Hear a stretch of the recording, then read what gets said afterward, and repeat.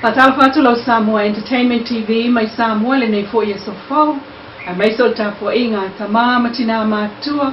Fela ho mo mai ai tato fasalonga le nei tulapo Amerika, New Zealand, Australia, Tutuila, Samoa nei, malo le soifua se mai fa. Elena o New Zealand Australia lo langi mai ai a mionga pa a tangata whaingalo nga wha vai taimi mai Samoa. Ai o whai tionga onga whaasanga I whale whainga ruenga. O lea whai wangia mai whai tionga onga I Stasio Company for whale Leilua I America Samoa le Willis Construction. Mai ni ali isa ngā lulu ai o ni alo Samoa I sifo. O lea mata upu o salalawa nei lunga sota inga tele vave ata ma fōlinga. O le whale nofo sāno no fwai se vaenga lau whainga ruenga I tutuila. Ai o whai tionga I le palapala o le whale tā ele matotongi o tuua iai ele I whaamaoni le ana lea company. Kafiri waipo. Ele waipo. Ua koi o koi whōringo. Ni koi mego moe. Toienga. Ua koi o koi whōringo. Kawai whōrea. Ai nganu whakauri. Kupe au. Makunga mai fai no ye shira ba fare ayakam pe fare ayapang kar ni ba ayana mo la so ko ia mo so ma ko prepare Peita isa ilinga tamua na fasilingi ai le pulengo le Willis Construction I tutu ungo wala tu tangata whainga ruenga o le tali o whanua noa tele ia fiangol company ona o tala o salalau. Ai o le to'alua le o toe fo'i I Samoa I le vaa o le stofi. O la soliina le vaenga fitu ma le valu o le la kon kalate whai ngā ruenga. Ina uo o le solua, ma wha maalo sia la fina o toe fia fo'i I le vaa o le stofi I Samoa. Ai tale fitu I le fiafi telefoni mai le tangata o le ainga. O tama ia mai Samoa I le pule le Willis Construction ma wha apea mai. O ia o le agent o le company New Zealand. Ai o tama ia to alua ua tawan toe fo ia toe whaatali le taimi o la ngā ruenga I New Zealand le I umala kon kalate ta ilua tausanga. Na fesilingia le kon kalate Mosef sota inga male kone sula o Samoa I tutuila ai tape mai le telefoni I Samoa. Mamalamane ai loa le taia o le solulu. Mafina watu tama ia to alua I le pule ele kea o la ua o le atoe fo I upolu le vaa o le stofi. Ma whapena I lava o na whai, talu ua le fia usu fo e whai ngā ruenga.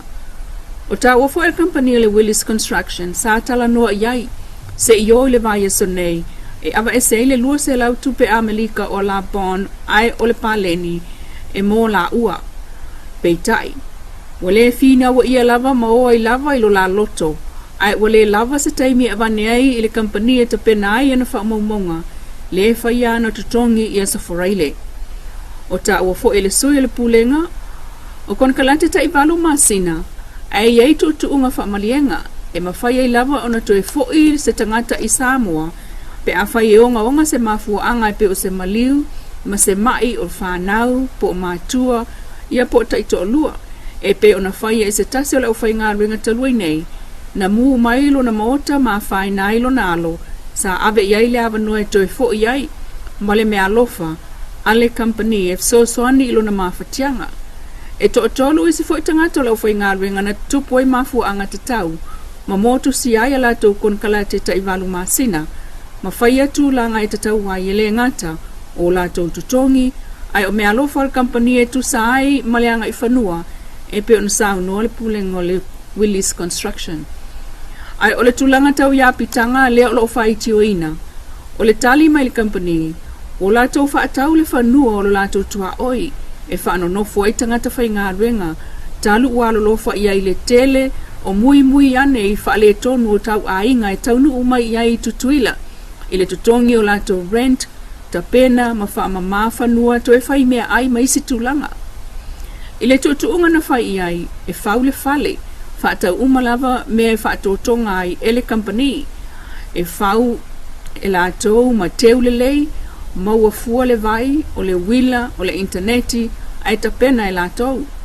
O ta ua tau ainga o Junior Willis, o le manatu le au whainga ruenga, e alu atu lo lātou tina e tapena o lātou whale api, peitai, e na le lua se fulu tā la lava lea ave ese mai o lātou tutongi, e whasosoani i a lātou whaatau mea ai o le vai aso. Inisi o tala, o le toia fio mai o ke riso i le tausanga i lua o lua lima, lea o lo wha mamafa mai i le taitai o le tauturunga aso fitu, le SISTAC, le Samoa Independent 7 Days Adventist Church, e le i loa le i tūla, ma le taimi. Ai, o le taimi le nei, o amata o na tāpena pena atu lava mo le lua o lua lima, lua o lua ono, lua o lua fitu, a wai tutusa lava le afe o tausanga, ma le aso e tasi. O le porkalame lea le SISTAC e pei fo i ona mai a mai ai i Samoa, e lua vai aso taluai, pei tai, o lea o mai California, le malu tapua i Linwood le tolu vai aso le ua amatali ai nei mai ana nafi le porkalame i le o le fuafuanga lo loto a le atua mo le whaaulatanga o na tangata o lo taitaia e le sunga i le taitaia o le kalesia wao Pastor Willie o lo ia talanoa mai ai i le fio mai o Yesu le tausanga fou ai pe ua e sauni. Lo tu sia le ultala e whapi e fio mai Yesu i le tausanga fou.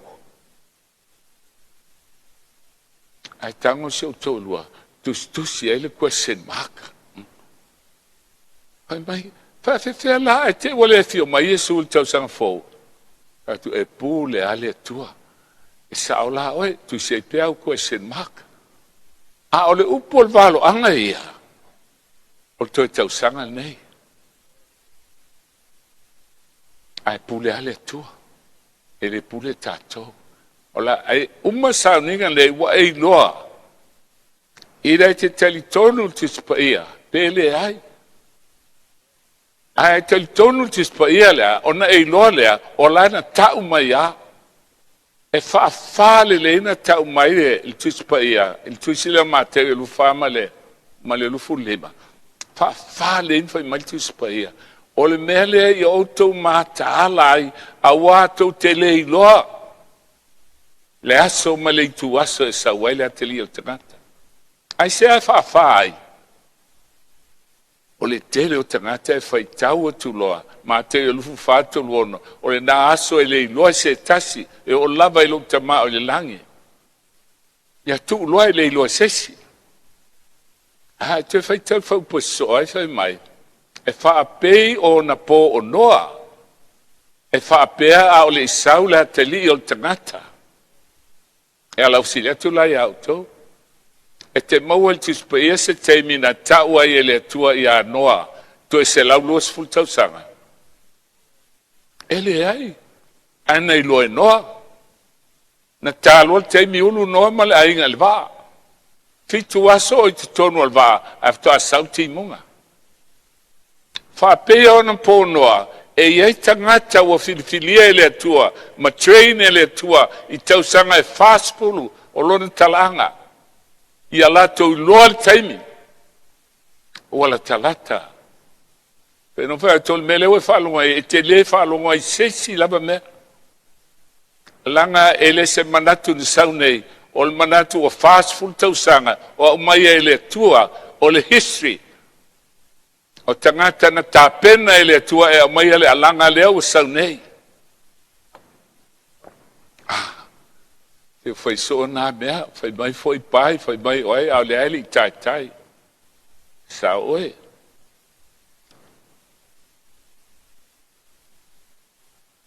Pei tai, o la usili lea. Ai fa fela e sao. O na alea. Ue o tie fa vau. Pau ane o le falo anga. O te wisi lo loto. E se ai se ha. Te mau ai si nesi ava noa.